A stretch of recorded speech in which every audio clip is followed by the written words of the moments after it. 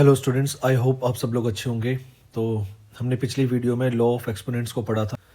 तो इस वीडियो में हम उन लॉ ऑफ एक्सपोनेंट्स को ट्राई करेंगे कि हम कैसे उसे क्वेश्चंस में यूज़ कर सकते हैं। तो हमें ये क्वेश्चन दे रखा है, इस क्वेश्चन को मैं किस तरीके से स्टार्ट करूँगा वो देख लेते हैं। तो इस क्वेश्चन को स्टार्ट करने के लिए पहले मुझे ऑब्जर्व करना होगा कि यहाँ पर एक ब्रैकेट गिवन है। आप देख सकते हो, मैं रेड कलर में ब्रैकेट को ड्रॉ कर देता हूँ। तो आप लोगों ने बोर्ड मास रूल पढ़ा होगा कि बोर्ड मास रूल कहता है सबसे पहले आपको ब्रैकेट सॉल्व करना है। तो मैं ब्रैकेट को सॉल्व कर लेता हूँ। अगर मैं ध्यान दूँ तो ये a to the power m divide by a to the power n की फॉर्म में है। यानी कि अगर आपका बेस सेम है और बीच में डिवीजन का साइन होता है तो आपकी पावर सब्ट्रैक्ट हो जाती है। तो हम इसी रूल को अप्लाई कर लेंगे, यानी कि 5 to the power 21 minus 13 bracket close into 5 to the power 7। इसको सॉल्व करेंगे, हमारे पास आ जाएगा 5 to the power 8 into 5 to the power 7। यहाँ तक हम सॉल्व करने के बाद आगे देखेंगे कि इस क्वेश्चन को कैसे सॉल्व करेंगे। तो यहाँ पर हमारा जो बेस है, ये बेस सेम है और बीच में मल्टीप्लिकेशन का साइन है। तो हमारा लॉ ऑफ एक्सपोनेंट होता है a to the power m into a to the power n equals to a to the power m plus n। यानी कि अगर आपके बेस सेम है और बीच में मल्टीप्लाई का साइन है तो आपके पावर ऐड हो जाएंगी। So 5 8 plus 7 equals to 5 to the power 15। आपका ये आंसर आ जाएगा। अब हम नेक्स्ट क्वेश्चन को सॉल्व करेंगे और देखते हैं कि वो कैसे सॉल्व होगा। तो बोर्ड मास कहता है कि पहले आपको ब्रैकेट सॉल्व करना है। तो मैंने नोटिस किया कि आपकी ब्रैकेट यहाँ पर दे रखी है, तो मुझे पहले इसे सॉल्व करना होगा। तो इसे सॉल्व करने के लिए इसके अंदर भी दो ब्रैकेट हैं। पहले आपकी करली ब्रैकेट है और करली ब्रैकेट के अंदर आपकी सिंपल ब्रैकेट गिवन है।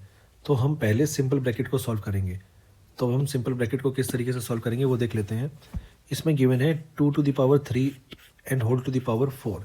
तो यानी कि इसका मतलब होता है कि जब आपकी a की पावर m है और whole to the power n है, यानी कि बेस सिंगल है और पावर मल्टीपल है, सिंगल बेस के पास मल्टीपल पावर है, तो आपकी पावर मल्टीप्लाई हो जाएंगी। तो हम इस चीज़ को सॉल्व कर लेते हैं। तो पावर मल्टीप्लाई हो जाएगी, तो 3 इंटू 4 आपके पास ये आंसर आ जाएगा। आप इस चीज़ को यहाँ पर पुट कर देंगे। तो मैं लिखूँगा bracket 2 to the power 12 into 2 to the power 8 bracket close 2 to the power 12। अब हम इसे आगे सॉल्व कर लेते हैं। यहाँ पर इस ब्रैकेट को सॉल्व करेंगे अब हम, वो देखिए किस तरीके से सॉल्व होगा।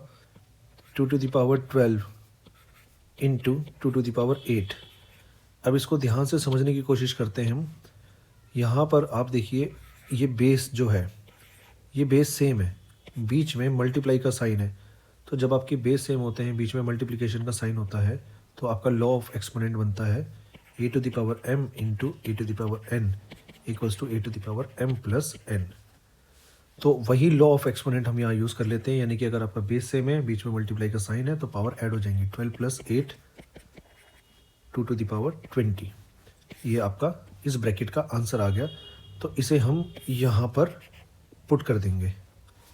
तो आपका आंसर आ गया 2 to the power 20 divide by 2 to the power 12।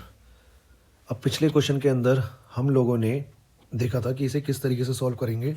जब आपके बेस सेम है और बीच में डिवीजन का साइन है, यानी कि a to the power m divide by a to the power n equals to a to the power m minus n। तो अब हम इसे सॉल्व कर लेंगे। 2 to the power 20 minus 12 equals to 2 to the power 8।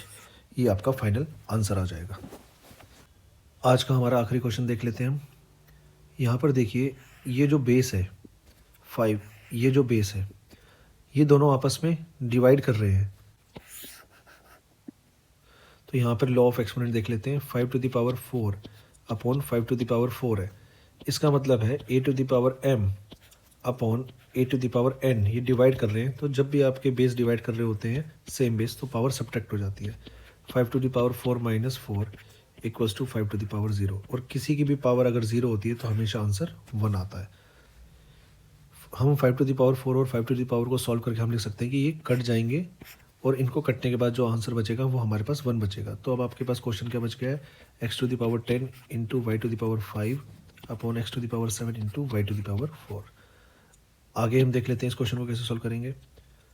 तो यहाँ पर जो बेस है ये और ये आपका बेस सेम है, बीच में डिवाइड हो रहे हैं, यानी कि सेम बेस डिवाइड हो रहे हैं, तो पावर सब्ट्रैक्ट हो जाती है। सिमिलरली अगर आप यहाँ पर नोटिस करेंगे, ये बेस है, ये भी बेस है, ये डिवाइड हो रहे हैं, सेम बेस डिवाइड हो रहे हैं, तो पावर सब्ट्रैक्ट हो जाएगी। तो हम क्वेश्चन को कर लेते हैं। तो हम लिखेंगे x to the power 10 minus 7 into y to the power 5 minus 4।